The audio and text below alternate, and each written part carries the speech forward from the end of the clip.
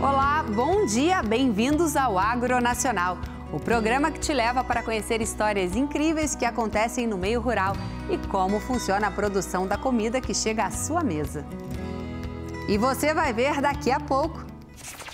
A origem da Calciolândia veio da cidade de Franca, no interior de São Paulo, que um criador já fazia seleção leiteira. Então o rebanho tem 60 anos na Calciolândia, mas o trabalho de seleção já remonta aí 80 anos. Tecnologia de aplicação é toda a ação que nós fazemos para minimizar os problemas de uma pulverização. Então, as pontas englobam tecnologia de aplicação, o equipamento engloba uma tecnologia de aplicação. Algumas espécies de animais só ocorrem nesta floresta. É o caso, por exemplo, do mico-leão de cara preta, primata encontrado somente na ilha de Superagui, no Paraná, e nas matas do Vale do Ribeira, interior de São Paulo. É realmente o que parece. A nutrição em ovo significa a inserção de nutrientes através da casca do ovo, no líquido amniótico. É aplicada em aves com idade de incubação entre 17 e 23 dias. O Parque Tecnológico é um ambiente que reúne empresas e instituições em diversas áreas. Aqui, a participação feminina é expressiva. São 34 mulheres e 24 homens na gestão do complexo. A Fazenda Campanário, município de Laguna Carapã, Mato Grosso do Sul, é atualmente uma referência em sistemas integrados de produção, boas práticas de manejo e sustentabilidade. O foco do meu pai sempre foi foco econômico, produção de leite. Seleciona as vacas de leiteiro, propósito forte de produção de leite.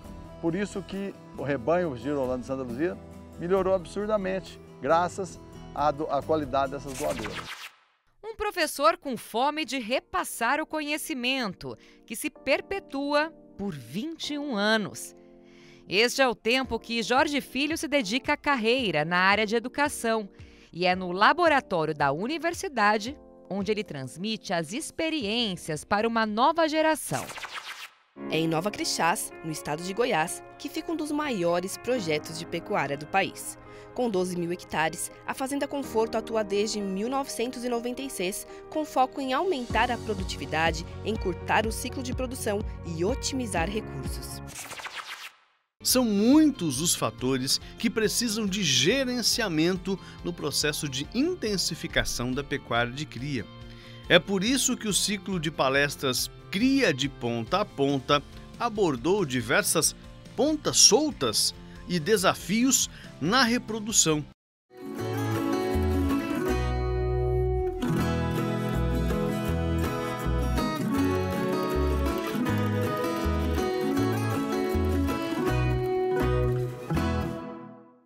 Olá, você está assistindo ao Agronacional, um programa da TV Brasil em parceria com o Canal Rural.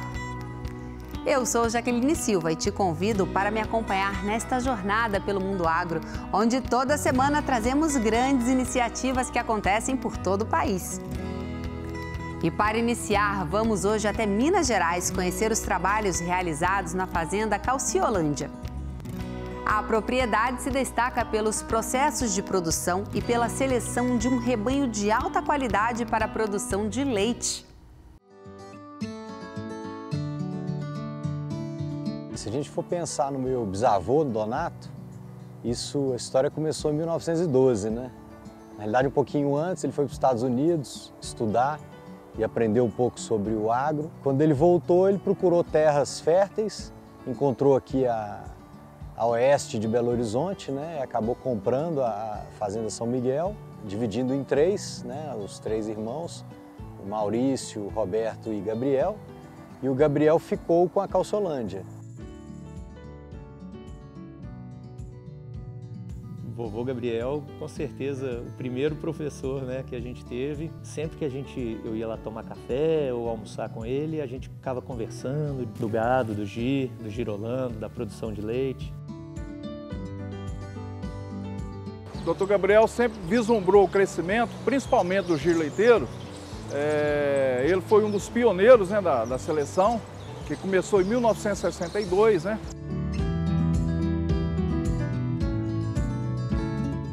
Quando ele comprou esse rebanho já tinha passado por um processo seletivo a produção de leite. Esse rebanho, a origem da Calciolândia veio da cidade de Franca, no interior de São Paulo, que um criador já fazia seleção leiteira. Então o rebanho tem 60 anos na Calciolândia, mas o trabalho de seleção já remonta aí 80 anos. Em 1962 foi instituído no Brasil, instalado no Brasil, o controle leiteiro oficial. As primeiras reuniões, as tratativas de fazer isso aconteceu aqui na fazenda. A evolução do rebanho Calciolândia, tá? Desde o princípio, na mensuração dos dados, na seriedade dos dados, controle leiteiro e sempre buscando o quê? As principais ferramentas para a evolução do rebanho, seja a inseminação, seja a TE, seja a FIV, seja a clonagem. E sempre mantendo um padrão Calciolândia em produtividade, em estrutura, em volume corporal. E a fazenda tem uma equipe fantástica no leite, na genética, no reprodutivo, enfim, é um grupo muito forte em todos os sentidos. Agora, com a passagem, né, das gerações do meu avô, aí para o meu pai, a minha tia Laura, tia Luciana, tia Heloísa, e agora comigo e o meu primo Rafael também, tivemos um ânimo muito grande de continuar esse legado, né, que meu avô construiu e aumentar tanto na produção de leite quanto no melhoramento genético, a seleção dos cavalos, manga larga também. Tudo isso compõe um leque assim, muito gostoso da gente conseguir sempre botar para cima e tentar o melhor, né?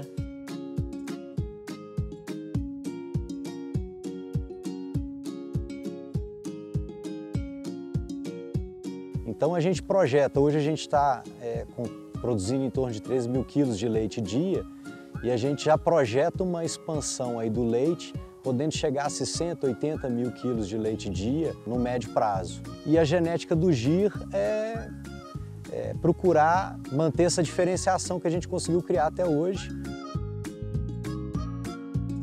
Olha a importância, olha o que é a seleção, olha o que é a tal do curral multicolorido, é uma raça que encanta. E quem trabalha realmente com a raça, Gustavo, todos os dias, sabe o que é a importância e quanto ela chama a nossa atenção. Eu falo que só quem trabalha sabe o quanto ela é encantadora, né? E a Fazenda Calciolândia, sem dúvida nenhuma, ela faz com que muitos que não conhecem a raça fiquem apaixonados por ela.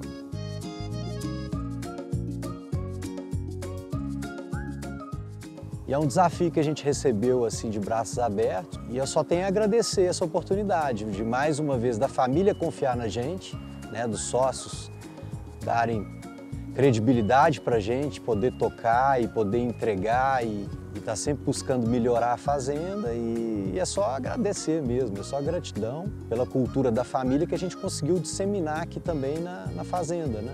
Continuar melhorando o rebanho, continuar crescendo, visar sempre desenvolvimento, o lucro, é claro, que é importante também, a gente sabe da importância de gerar riqueza, né? Não só para a família, como promover a geração de empregos aqui para a sociedade, a comunidade da Calciolândia mesmo. E eu acho que para os próximos 60 anos, se a gente conseguir manter pelo menos essa história, esse legado que meu avô construiu, eu vou considerar que foi um sucesso grande já para a gente.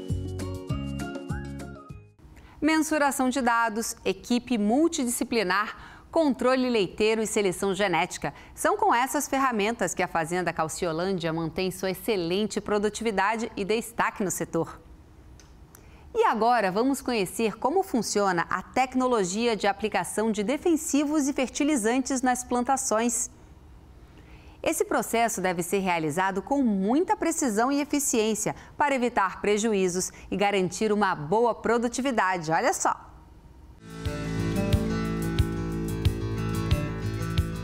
Tecnologia de aplicação é toda a ação que nós fazemos para minimizar os problemas numa pulverização. Então, as pontas englobam tecnologia de aplicação, o equipamento engloba uma tecnologia de aplicação e todos os outros parâmetros que estão envolvidos na aplicação.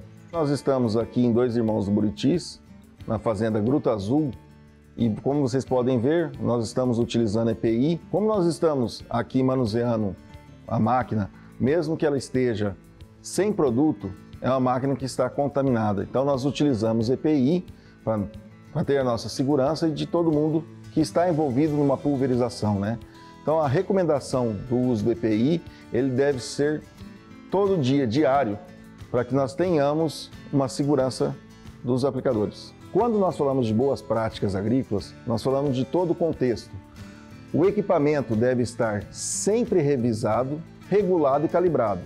As pontas de aplicação devem estar boas.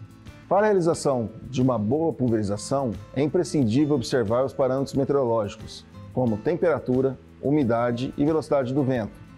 A temperatura sempre abaixo de 32 graus, a umidade acima de 60% e a velocidade do vento entre 2 e 10 km por hora. Este aparelho vai medir todas essas condições e parâmetros no local da aplicação. Então, o uso desse equipamento é imprescindível para uma boa pulverização. Quando nós estamos indo para a área que vai ser pulverizada, é importante nós termos uma fonte de água limpa, como um pipa, para otimizar o carregamento, o abastecimento desse maquinário, e todas as pessoas que estarão envolvidas com o produto devem estar paramentadas, mesmo no campo, na área de aplicação. Para a calibragem e regulagem do equipamento, é importante todos os operadores terem conhecimento básico de como realizar essa operação. Nós sempre tiramos os 50 metros para termos o tempo que nós vamos percorrer e aí eles vão calibrar e regular. Regulagem é todo o ajuste que a gente faz de altura de barra, de troca de pontas, e calibração é quando nós aferimos o volume de cauda em cada ponta. Então, se eu quero uma pulverização com 200 litros de cauda por hectare, eu vou fazer essa aferição das pontas já com o tempo tirado de 50 metros. Então, todo o time envolvido da fazenda, do nosso sistema de distribuição, eles são capacitados para ter acurácia nessa atividade. Seja bomba costal ou equipamento de 2.000 litros, como nós temos aqui atrás, ou até mesmo um autopropelido, todos eles nós temos que obedecer à tecnologia de aplicação, a velocidade de trabalho, a condição do pasto que ele irá andar, porque eu sempre irei calibrar o equipamento de acordo com a área, o relevo que eu estarei andando. Quando nós falamos de boas práticas na utilização de defensivos, nós pensamos em toda a cadeia, desde o recebimento desses produtos e armazenados no local adequado, como, por exemplo, nós estamos aqui na área de recebimento, no galpão de recebimento de produtos, na fazenda Gruta Azul, em Dois Irmãos do Buriti, nós temos as áreas de descarte de embalagem, nós temos as áreas de armazenamento de produto com entrada restrita e uso obrigatório de EPIs, nós temos o banheiro já aqui ao lado, toda a parte de infraestrutura necessária para que nós tenhamos a boa prática estabelecida dentro da propriedade. Sempre pensar na segurança do aplicador, utilização de EPI, manuseio correto dos produtos fitossanitários, o descarte da embalagem local previamente estabelecido e ter todos os parâmetros de segurança ambientais. Quando nós falamos de uso de tecnologia de aplicação e uso de diferentes implementos para pulverização, nós estamos falando de qualidade de aplicação e rendimento de área.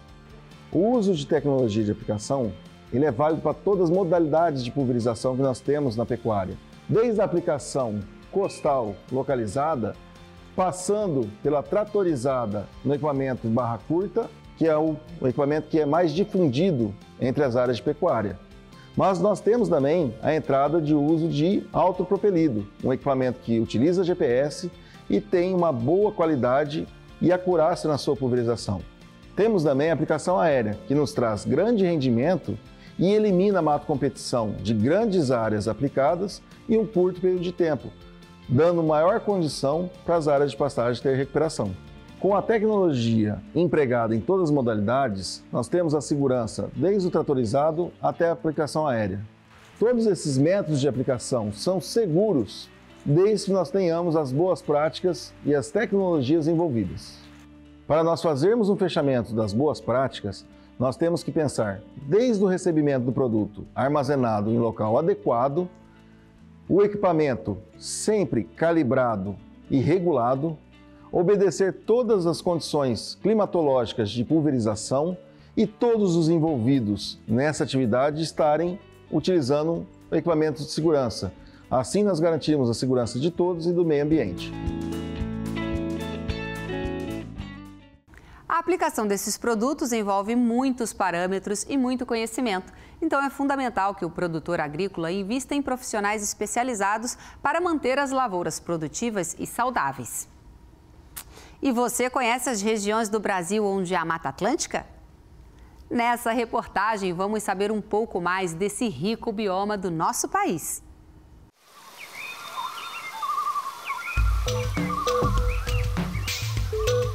A Mata Atlântica se estende ao longo de 17 estados brasileiros: Rio Grande do Sul, Santa Catarina, Paraná, São Paulo, Goiás, Mato Grosso do Sul, Rio de Janeiro, Minas Gerais, Espírito Santo, Bahia, Alagoas, Sergipe, Paraíba, Pernambuco, Rio Grande do Norte, Ceará e Piauí. Hoje restam apenas 12,4% da floresta original. Considerada uma das áreas mais ricas em biodiversidade e mais ameaçadas do planeta, são pelo menos 15 mil espécies de plantas e mais de 2 mil de animais. Por sua importância, essa floresta foi decretada Reserva da Biosfera pela Unesco e Patrimônio Nacional na Constituição Federal de 1988. Algumas espécies de animais só ocorrem nesta floresta. É o caso, por exemplo, do mico-leão de cara preta, primata encontrado somente na ilha de Superagui, no Paraná, e nas matas do Vale do Ribeira, interior de São Paulo. A Mata Atlântica é o lar de 72% da população brasileira e abriga 3 dos maiores centros urbanos do continente sul-americano e concentra 70% do PIB. Como você viu, a Mata Atlântica é um bioma que abriga muitas espécies de animais e plantas, além de algumas das maiores cidades do país estarem localizadas nesse ecossistema. Então, nem preciso falar o quanto é importante a sua preservação, né? Você sabia que é possível inserir nutrientes nos ovos através da sua casca? Esse procedimento garante um pleno desenvolvimento dos ovos e das aves e, consequentemente, uma melhor produtividade para a granja.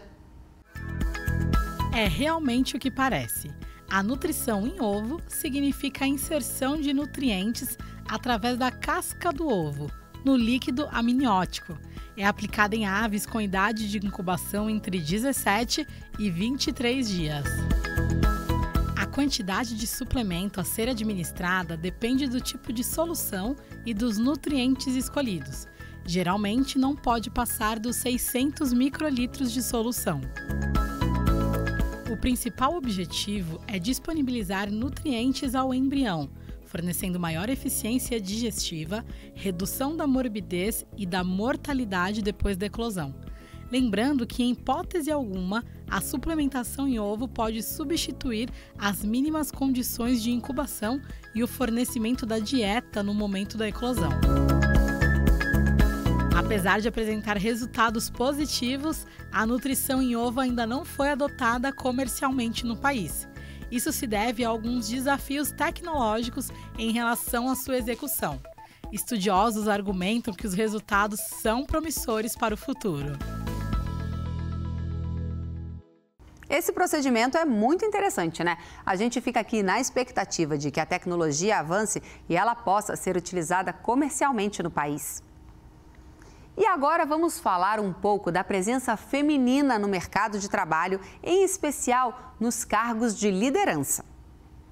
Um mapeamento feito pelo CONFEA, o Conselho Federal de Engenharia e Agronomia, mostra uma ampliação dos postos de liderança ocupados por mulheres.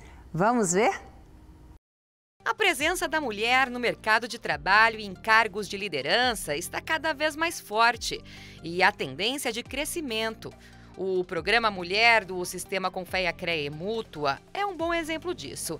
Ele representa um grande marco no processo de consolidação da política de equidade de gênero do sistema.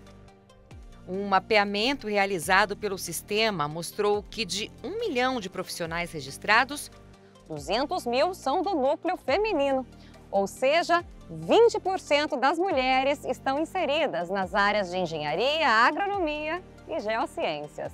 Hoje o que muda é que a mulher tenha consciência de que ela consegue chegar onde ela quiser, seja no cargo, seja na profissão que ela escolher, hoje ela sabe que ela tem total competência e capacidade para isso. Kelly é engenheira mecânica, formada pela Unifei. a Universidade Federal de Itajubá.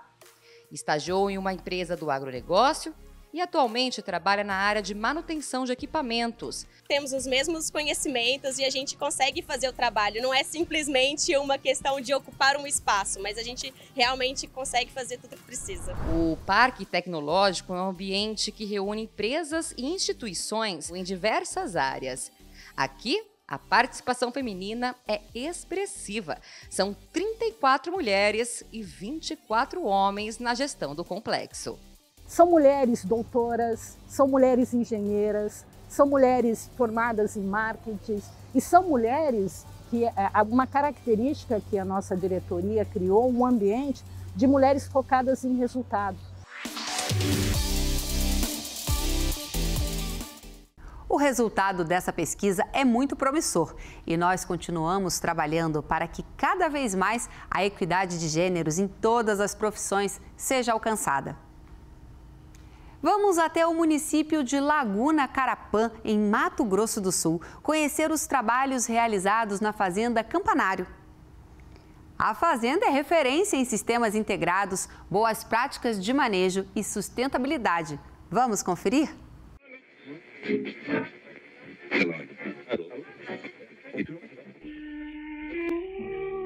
As fotografias em preto e branco revelam o passar do tempo e o pioneirismo da história secular de que vamos falar a partir de agora.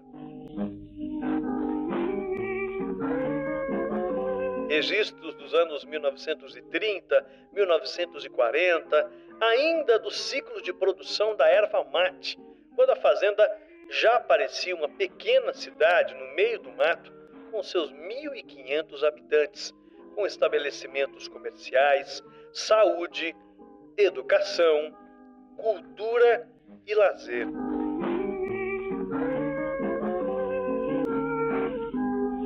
Foram décadas de evolução em um ciclo virtuoso de crescimento e prosperidade, puxando a fila do desenvolvimento e da inovação.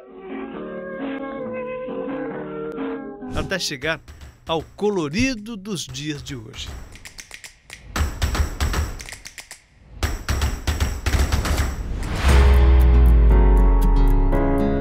A Fazenda Campanário, município de Laguna Carapã, Mato Grosso do Sul, é atualmente uma referência em sistemas integrados de produção, boas práticas de manejo e sustentabilidade. E por isso foi escolhida para ser a sede do primeiro Friboi Day, evento que vem para celebrar projetos inspiradores e transformadores que estão fazendo hoje a pecuária do amanhã.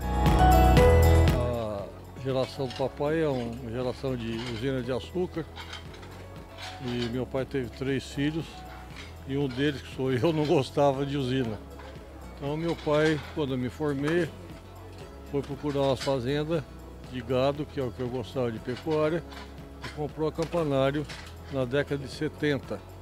Aí eu acabei de me formar e vim aqui para enfrentar a fazenda e abrir ela, porque a fazenda na época não era aberta. Ela tinha mato, tinha campo e tinha cerrado. Então eu estou aqui labutando faz 50 anos e acho que conseguimos fazer alguma coisa nesses 50 anos e deixar essa fazenda realmente bastante produtiva, né? Mostrando que o DNA do meu pai foi um bom DNA, né? De trabalho, de luta, né? E de sucesso. Agora, quando a gente olha, por exemplo, para essas transformações que aconteceram nas últimas décadas, o gado, por exemplo, vocês foram formatando, buscando o melhor animal, buscando a melhor resposta, pastagem buscando a melhor resposta, integração buscando a melhor resposta. Ou seja, vocês nunca deixaram de experimentar para buscar o melhor resultado, né? Eu acho que eu tenho um pouco do meu pai. Meu pai era um cidadão do mundo. Para quem não conheceu, meu pai deu 88 voltas ao mundo, né, quando não tinha tanto avião. E ele sempre se relacionava com pessoas iguais ou melhor que ele. E eu puxei um pouco dessa coisa. Então, a parte de pecuária, né, era uma coisa que eu gostava. Eu fui rodar o mundo atrás disso, né? Andei nos Estados Unidos, andei Europa, andei Austrália, andei África do Sul, né? e fomos fazendo o que a gente achava que era o melhor. Entrei aqui em 1980, eu não era do ramo, aprendi muito com o Tô sempre deu o norte, era Vai muito... por aqui. Isso, dava o norte e cobrava, mas também dava todo o recurso, oportunidade para a gente seguir, conseguir e conquistar. A gente definiu um sistema de produção integrado, a gente vem desenvolvendo, ajustando e alterando esse sistema. O foco é sempre na sustentabilidade, sustentabilidade em todos os sentidos, né? Na produção, na gestão, no mercado e na familiar, na continuidade, como a gente já pôde ver exemplos aqui de sucessão bem sucedida. Eu tive a oportunidade de passar pela sucessão de duas gerações, o do seu Renato para o Tô e os irmãos e o Tô para o Felipe e os irmãos. Isso me agrada bastante, isso me enriquece bastante. Falo assim com grande orgulho de indiretamente ter sido parte disso também. Então, para nós, o desafio agora dos meninos é seguirem adiante e sempre com novidade e intensidade. Agora, o fato de usar o Friboi Day para mostrar o trabalho que vem sendo feito na Campanária, a gente está numa jornada mesmo de busca de exemplos, de gente que faz hoje uma pecuária que já é a pecuária Net Zero, que é uma pecuária sustentável, que já sequestra todo o carbono que é emitido, já é um negócio completamente diferente do que a gente acha na média. Existem várias fazendas fazendo isso, fazendas emblemáticas, com histórias fantásticas, né? E essa foi a ideia da gente vir a Campanária para fazer a primeira edição. Mas vai ter mais, porque a gente sabe que tem várias fazendas que trazem esse exemplo dessa pecuária que a gente gostaria de ver replicado em outras fazendas. Quer dizer, desde que eu vim aqui a primeira vez, que foi em 1990 mais ou menos, faz mais de 30 anos, portanto, essa fazenda para mim sempre entrou no rol das melhores fazendas que eu vi no país. Nunca vi outras melhores. Vi igual, mas ela sempre esteve ali. E eu tenho certeza que nesses 100 anos essa fazenda foi sempre um exemplo. E para mim é a prova cabal de que dá para explorar um território agrícola por 100 anos e ele ficar cada vez melhor. E hoje, depois de 100 anos de exploração, ele é uma das melhores fazendas que eu tenho para mostrar para a pecuária do Brasil. Então, para mim, isso é espetacular, o fato de ter convivido com a família, com o Renato, o Zé, o Beto, os irmãos da outra geração, e agora Felipe, Rebeca, as irmãs, todo mundo junto, cara. Eu acho isso sensacional. Vários exemplos que a gente consegue ver aqui, desde a sucessão familiar, o cuidado com a propriedade, com as pessoas que trabalham aqui. Então, assim, é muito legal. Eu acho que eu fiquei até agradavelmente surpreso com a quantidade e a qualidade das pessoas que estão aqui. Tem uma parte grande da pecuária aqui hoje para ver o que está sendo feito na Campanária. Em 5 estações técnicas, os mais de 450 participantes puderam conhecer as estratégias de agricultura biológica, pecuária regenerativa, o papel do confinamento na terminação de animais cada vez mais jovens, insumos biológicos e compostagem orgânica. Mas não parou por aí.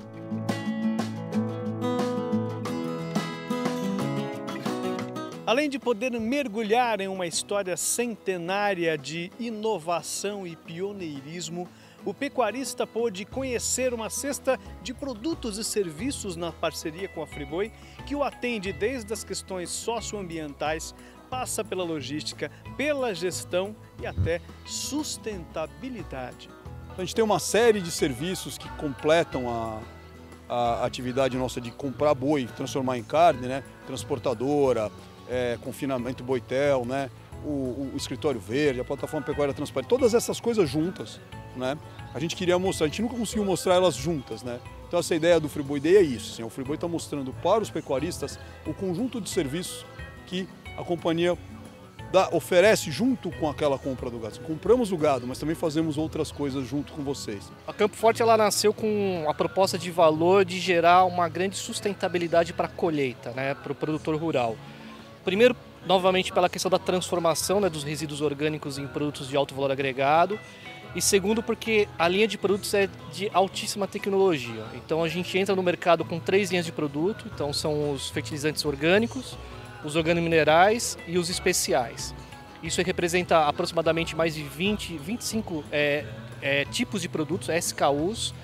E dentro dessa proposta de valor de levar sustentabilidade, tem um corpo gerencial e uma equipe técnica muito preparada para poder dar todo esse suporte hoje para os produtores rurais. A gente veio, na verdade, para trazer excelência no transporte, né? Hoje o cenário do mercado de bovinos, qualquer detalhe faz toda a diferença, né? Então o boi, na verdade, é o serviço de transporte de qualidade que o pecuarista pode ter toda a etapa do transporte, desde o manejo até a chegada na fazenda, monitorada, né? Então o pecuarista ele consegue enxergar todo o cenário, né? Toda a movimentação dele, dos animais dele, no transporte do começo ao final. Essa é a vantagem principal hoje de você monitorar o processo. A pecuária transparente foi uma ferramenta de gestão que foi confeccionada pela equipe da JBS Friboi. O intuito dos nossos fornecedores começarem a fazer o monitoramento socioambiental dos fornecedores deles, né? A tendência de mercado é que a gente necessita dessa cadeia, desse monitoramento da cadeia, tanto do fornecedor direto, que nós já fazemos, quanto do fornecedor indireto. Então, a JBS, sentindo essa necessidade, confeccionou essa plataforma de gestão e disponibilizou de forma gratuita para todos os nossos fornecedores a fazerem o monitoramento socioambiental das suas cadeias, né? Identificar aquele produtor que está dentro dos pré-requisitos socioambientais ou não. Uma vez não identificado, coirmando a pecuária transparente, nós temos os escritórios verdes, onde esse produtor que por acaso tem algum tipo de passivo ambiental pode estar procurando a unidade do Friboi mais próxima, encontrando um escritório escritório verde e está se regularizando. A gente dá todo esse suporte na regularização ambiental e isso de forma gratuita. Olha, muito bom, parabéns, né, ao JBS e à Friboi, a Campanário, né, de estar abrindo as portas para nós. Vim de longe, né? Andei 620 quilômetros para estar presente aqui, mas valeu muito a pena. Bem intensificado, um evento muito organizado e com bastante informação técnica. Geralmente quando a gente chega para fazer um evento, a gente chega meio nervoso, porque tem alguma coisa para fazer. Eu nunca vi chegar tão fácil, porque a equipe da Campanário é tão profissional, entregou tudo o que a gente esperava. E a equipe do Friboi também fez um trabalho sensacional, Simbiagro também, Marco Túlio, um trabalho maravilhoso. Estava tudo organizado, a coisa fluiu naturalmente. Então assim, dever cumprido, quer dizer, a casa encheu, a mensagem é importante, né? E o evento transcorreu normalmente.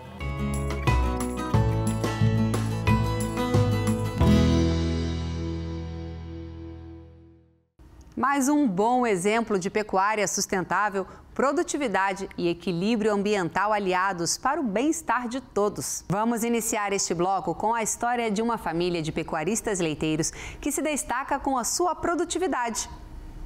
Um plantel com uma genética aperfeiçoada e que se tornou referência quando falamos em gado leiteiro.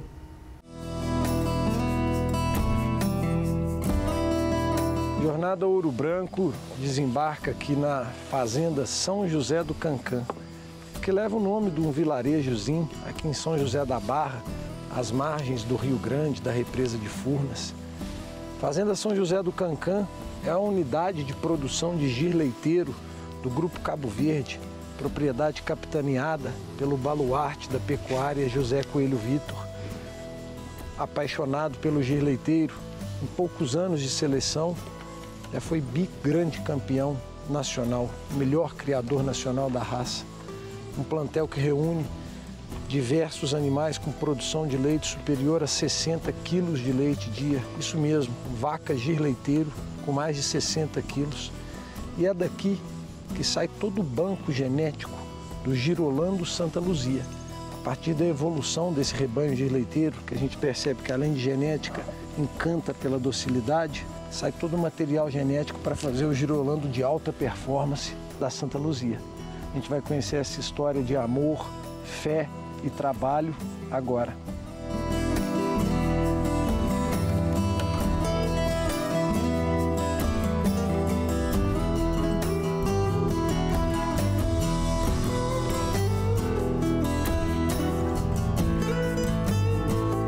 São José do Cancã nasceu de um propósito muito firme do meu pai, né, pai?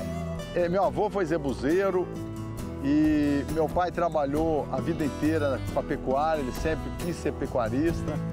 E quando ele aposentou aos 75 anos de vida, ele decidiu voltar às suas origens, recomeçar com o projeto de gir leiteiro. Assim nasceu o sonho da Cancã. E nesses 15 anos colheu resultados muito sólidos, porque ele colocou o coração e também um planejamento genético nesse rebanho, com critérios que ele não abriu mão: docilidade, temperamento, conformação funcional, evolução em leite, características de sistema mamário, foram marcantes ao longo dessa trajetória, dessa seleção do gir leiteiro. Por isso, hoje, a Cancan é referência em genética do gir leiteiro para fazer a melhor base para o puro e também para o girolando. E o que é mais importante dizer de tudo isso, o foco do meu pai sempre foi foco econômico, produção de leite. Seleciona as vacas de leiteiro, propósito forte de produção de leite. Por isso que o rebanho girolando de Santa Luzia melhorou absurdamente, graças à qualidade dessas doadoras. É muito gratificante poder ter a oportunidade de estar no dia a dia aprendendo com meu avô, com os meus tios, a lida da fazenda, e poder ter a oportunidade de estar dando continuidade, ajudando nesse projeto de gir leiteiro. Então é uma satisfação e uma responsabilidade muito grande que eu, meus primos, meus irmãos temos aí para dar continuidade a esse legado que meu avô construiu e essa base sólida que toda a família deixa pra gente. Então, se nós temos hoje um plantel girolando dessa qualidade, é porque ao longo de todos esses anos foi feito uma seleção apurada de gir leiteiro, com foco na produção de leite, com foco em animais com reprodução acertada, com foco na precocidade sexual desses animais, para produzir tudo isso para o girolando, para trazer toda essa carga genética para o girolando. Então, o foco da produção de leite sempre foi o nosso negócio e as duas coisas se complementam. A São José do Cancan é o braço genético da Santa Luzia. Então, tudo que nós temos aqui hoje vem das grandes doadoras da gir leiteiro da Cancan. A evolução do girolando da Santa Luzia se deve à evolução genética do gir leiteiro da Cancan. As duas coisas se somam e é por isso que nós tratamos o gir leiteiro como a menina dos olhos do nosso negócio. Porque de lá sai realmente todas essas preciosidades que vêm produzir leite e ser comercializadas nessa região. Comecei com 50 litros de leite. A família é a coisa mais nova que a gente tem na vida.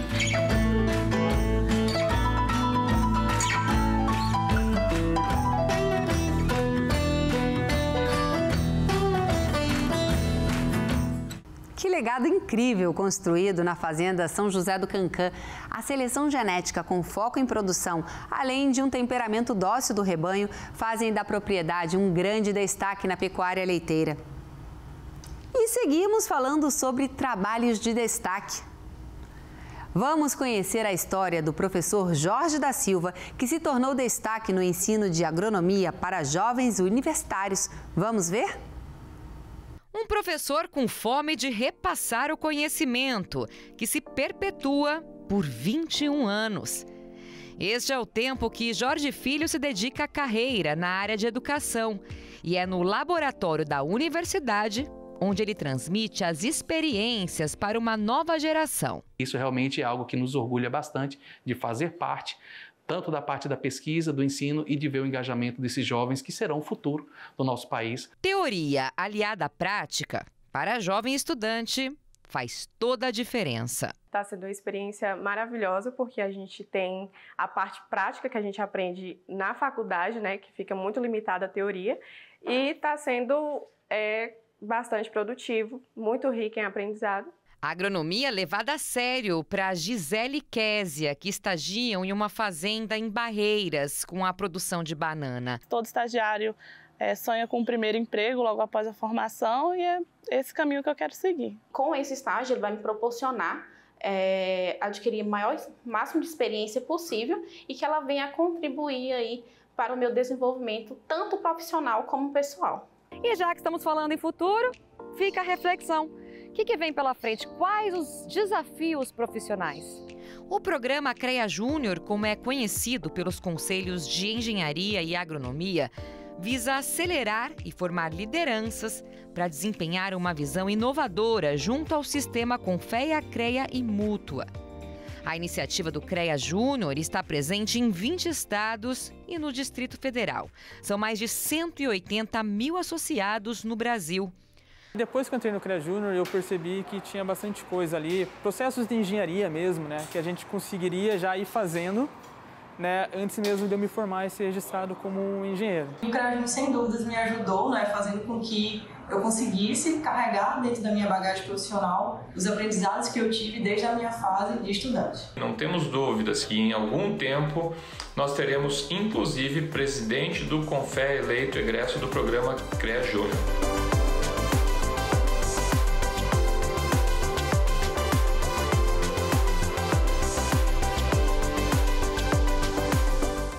Parabéns ao professor Jorge pela sua bela história e dedicação ao ensino, que continue formando nossos jovens e contribuindo com a educação do nosso país.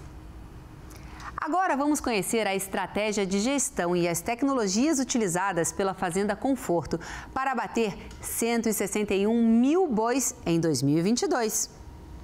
A Fazenda segue sempre melhorando e aperfeiçoando os seus processos produtivos. É em Nova Crixás, no estado de Goiás, que fica um dos maiores projetos de pecuária do país. Com 12 mil hectares, a Fazenda Conforto atua desde 1996, com foco em aumentar a produtividade, encurtar o ciclo de produção e otimizar recursos. Em 2006, a propriedade deu início ao sistema de confinamento para impulsionar ainda mais a alta performance do negócio. Eu estou aqui há 23 anos. E a gente vem sempre buscando como produzir mais arroba, né? Porque vive o nosso negócio. Nosso negócio vive de produzir arrobas. Então você tem que ir buscando como é que faz para produzir mais arrobas, né? Então, lá no início, nós começamos com divisão de pastagem, foi o primeiro passo. Depois nós começamos colocando área irrigada para poder você produzir mais na mesma área, né? Depois nós chegamos ao degrau de confinamento para a gente dar mais agilidade ao processo de engorda desses animais, né? Depois nós fomos trabalhando também com fertilidade de solo. Não tem jeito de produzir soja, milho, capim sem você trabalhar com a fertilidade de solo. Isso vem vindo um trabalho de anos e anos e anos, você melhorando o perfil do solo, melhorando a qualidade do solo, né? A equação que dá certo na fazenda é essa: foco na gestão e investimentos em alta tecnologia. As consequências desse processo são claras: desenvolvimento e crescimento para a propriedade. Então isso tem todo, vamos falar assim, um passo a passo, né, que você vem fazendo, que é a nossa história que da fazenda de 25 anos, tem 23 anos que a gente vem investindo, né, e buscando melhorias, né. O confinamento que nós começamos em 2006, nós começamos confinando 3.500 bois. Esse ano nós estamos em 160 mil bois, né? Então, dentro de 16 anos, 17 anos praticamente, né? Nós tivemos um crescimento muito grande, né? Já passamos da barreira de mais de 1.250.000 bois confinados. Hoje, a Conforto é referência na gestão do agronegócio brasileiro. Inclusive, recebeu a premiação de maior confinamento do Brasil pela Associação Nacional dos Confinadores em 2011. Eu acho gratificante, né? Todo esse trabalho que a gente faz, não tenho cansaço, estresse, para mim é super tranquilo isso aqui, sabe? Gosto muito do projeto, gosto do assunto do agro, sabe? Estou super satisfeito onde eu estou. O reconhecimento é fruto de um trabalho transparente que respeita o meio ambiente, os colaboradores, os parceiros, fornecedores e os consumidores. A Fazenda Conforto impressiona com os números alcançados. Boa gestão aliada a boas práticas e muito conhecimento. E agora vamos ver um pouco mais do ciclo completo de cria de gado. Como realizar uma gestão eficiente dos processos e enfrentar os desafios das fazendas?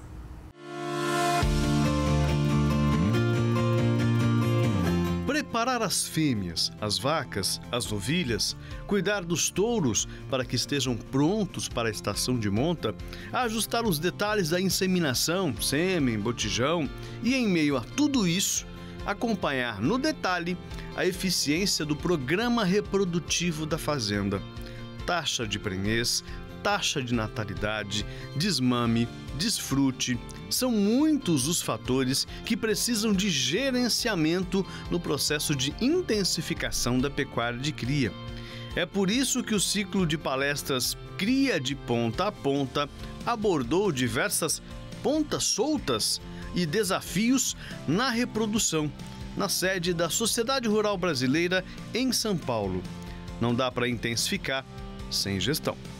Toda vez que a gente intensifica, Marco, a gente se expõe a maior risco, por isso que o planejamento da intensificação precisa ser bem feito, porque de nada vale ter volume e não ter margem. Então tem que ter muita atenção como vai ser feito, porém é obrigatório caminhar para a intensificação na cria, inclusive, também.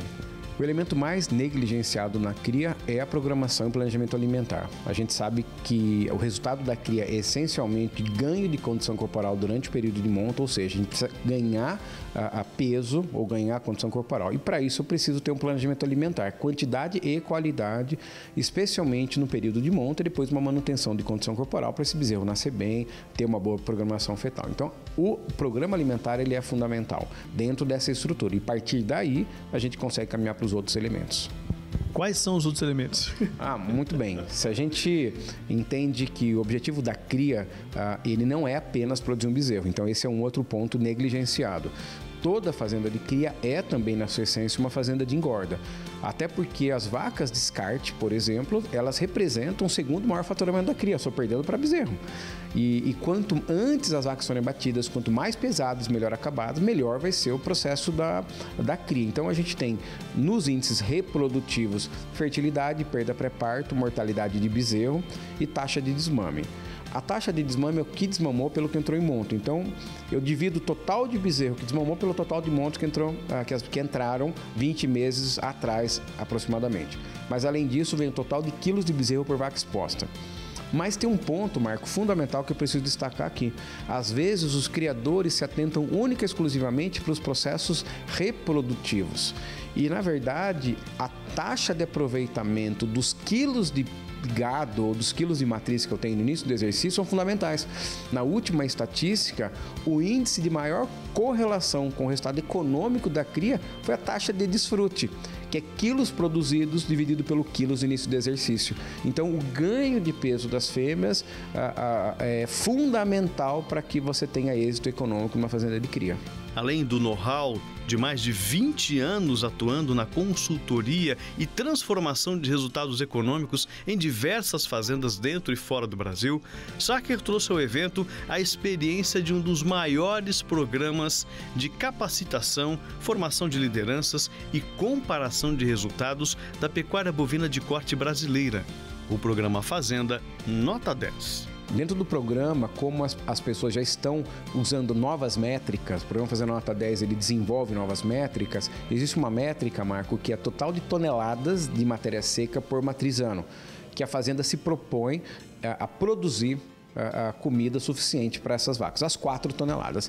Das 4 toneladas, 1,5 tonelada precisa ser guardada. As outras 2,5 o animal vai pastejar. Então, são fazendas que já estão produzindo feno ou já estão produzindo silagem, já estão entendendo o processo de monta, trabalhando com períodos de monta mais curtos, já estão fazendo seleção genética, entrando em programas de melhoramento. Então, existe uma agenda muito positiva de realmente trabalhar com uma cria mais intensiva. O milho, nós sabemos que vai custar cada dia mais caro, pelo menos nesse curto e médio prazo. Então a gente precisa aprender a produzir em cima de folha de qualidade. Uma vaca ela precisa em torno de 11% de proteína na sua dieta, claro que tem variações de acordo com a fase do ano, com o nível de gestação. Isso a gente consegue manejando muito bem capim no período das águas, mas o período da seca nem sempre. Então, a silagem, somado a uma suplementação proteica, um saureado, vai fechar essa demanda energética. Então, cuidar dessa vaca, que entre nós é uma marca apaixonante produzir bezerro. Duvido a alguém que não se inspira. Um dos clientes nossos, que inclusive é fazer a Tandais, ele fala o seguinte: toda nova estação de monta renova a minha esperança. Então, acho que é um pouco disso, renovar a esperança a cada nova estação de monta.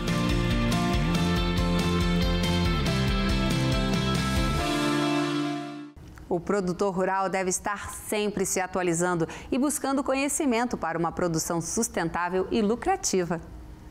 E esse foi o Agro Nacional, uma parceria da TV Brasil com o Canal Rural. Eu te espero aqui na semana que vem para conferir mais histórias sobre o mundo do campo.